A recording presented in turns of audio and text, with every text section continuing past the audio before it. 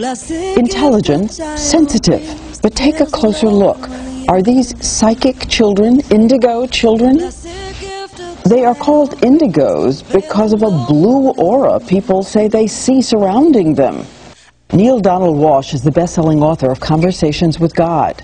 Indigo children have access to human experience at a larger level, at a greater depth than most people do. Say you're an indigo, and somebody comes up to you and asks you a question about their life, and you could tell them what it was and how it happened. I would feel things and I would think things that I thought no one else thought. But is this a special gift from God? God gave me this gift to share with others, to teach others what He gave me. Skeptics say there's no proof or evidence of this condition. No rigorous scientific tests have proven the existence of these so-called paranormal gifts. But to parents like Tammy Glover, the gift cannot be explained, though it never ceases to astound. And she says, "Wow, Mama, I can see myself in your eyes." And I said, "Yes, honey, I can see myself in your eyes." I said, "Isn't that beautiful? We can see ourselves in each other." And she smiled. She said, "Yes, just like I was Grandma Marlene." And we're joined now by a family of these children, and you want to meet them now. They're Aaron and Tammy Glover. Their children, Angelina, Cyril, and Mylea. And Orion, who's 2 years old, has vanished out of the room. Little sleepy, are you here? Can we bring the camera in a second? Because I want everybody to see, first of all, your eyes, which are truly an amazing shade of blue. Now, Tammy, tell me the first thing that led you to believe that your children have special, psychic, spiritual powers? Yes, well, I first of all want to say we accepted this invitation as a family because we feel we are truly here representing a great many families, a great many beautiful, beautiful children that are experiencing an advancement into the human potential. Okay, give me an example, a specific. Let's just take Mylea, for instance. Well, all three of the older children remember vividly previous lifetimes that they have had. And Mylea, for example, lives in lucid, vivid memory of being my mother.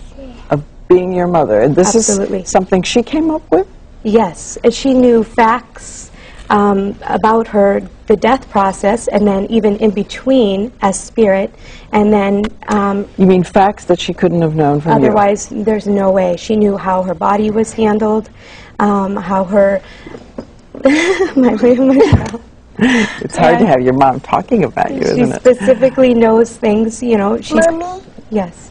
God, too. Yes, God, too. God, too. Angelina? What about you? Do you have a feeling? Do people treat you as if you're different? Do your schoolmates treat you as if you're different? Well, no, all my friends, we're just, we're not like, they don't act like I'm higher or I don't act like, they're lower. We're just kind of all on the same level. And do you have a feeling sometimes that you know things other people don't know? Sometimes, but most of the time I really feel like a normal kid, and these experiences, they seem kind of normal. They don't seem... So I'm told that you know your Christmas presents, Mylea does, before she gets them. Every year. Well, yes. She describes things before I go to the store. She'll tell me, "You're going to get me a pair of shoes, and they look like this." And she's waiting for me at the door when I come home. But what about this, Aaron? Because a lot of the skeptics say, hey, this is just projecting. They're picking up things from you, that we can all read psychic powers into anybody if we want to. Well, I mean, to all the skeptics, this experience for us is like, we're not really here to convince anybody. We're not here to convert people. There's going to be people that are going to believe, and there's going to be people who won't. And that's not really something that's within our power. But you were curious enough about it, Tammy. You had some of the children tested for autism because you thought it was so unusual? No, that's not correct. Oh, I thought I saw that in the note. Yeah. Because, again, yes? I have a cat named Osiris, and then I have a cat named Mucho, and Mucho. You have a cat named Osiris, And a cat Mujo named is Mujo. God. And Mujo is God. Well, that's very interesting. Mujo's gone. Oh, gone. Yes. Gone. Oh, I'm sorry about doesn't that. What do you hope for them? What do you want to see from them? Do you think? I just trust in them explicitly. I feel that they are beautiful at being themselves, and who they are is they're in an environment that supports their gifts and their beauty, and I just trust them. And Surreal? Yeah. Do your friends treat you differently?